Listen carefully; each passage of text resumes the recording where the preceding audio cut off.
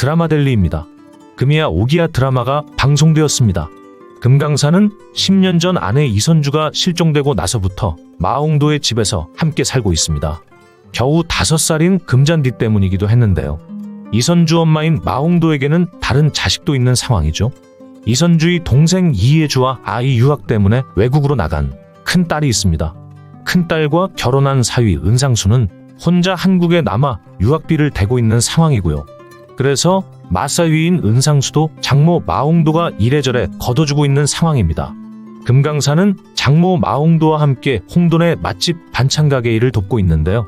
그러다 보니 황동푸드 차장으로 있는 윗동서 은상수의 식사까지 매일 배달해주는 상황입니다. 금강산은 10년 전 아내 이선주가 집을 나간 후부터 혼자 금잔디를 키워왔습니다. 외할머니가 있고 이모도 있지만 엄마가 없다는 게 금잔디에게는 결핍이었던 것 같은데요. 금잔디는 걸그룹에 들어가서 가수가 되는 게 꿈입니다. 대부분의 어린 학생들이 연예인이 되는 게 꿈이긴 한데요.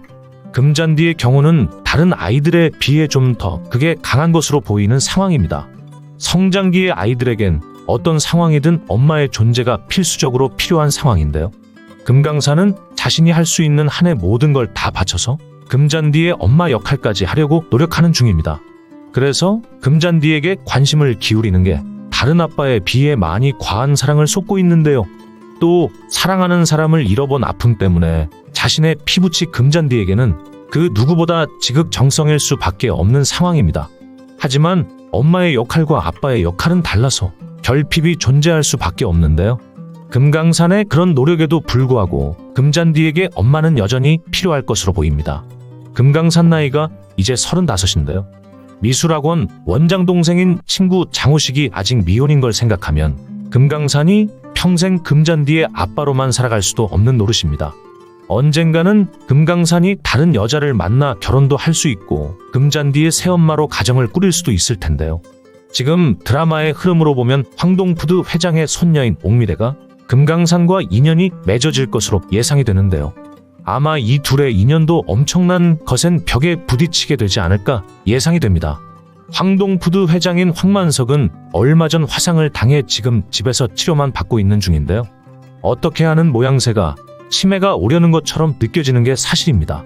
한쪽 손을 다쳐 몸을 씻거나 식사를 하는 일이 어눌할 수는 있지만 누군가 옆에서 도움을 주려는데 거기 나타나는 반응을 보면 좀 많이 이상한데요.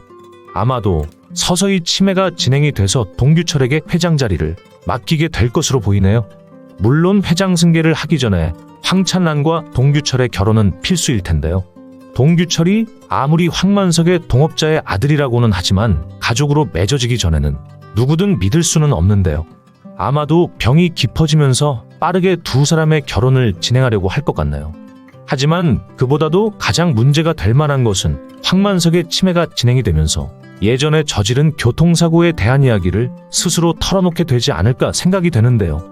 아마도 황만석이 이선주의 실종과 밀접한 관계가 있다는 사실이 나중에 밝혀지면서 금강산과 옥미래의 인연이 이어지는데 큰 지장을 주게 되지 않을까 짐작이 됩니다.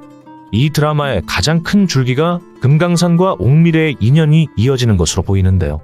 황만석의 과거 일이 연결되면서 두 사람의 미래가 어떻게 펼쳐나갈지 궁금해지네요. 드라마델리였습니다. 시청해주셔서 감사합니다.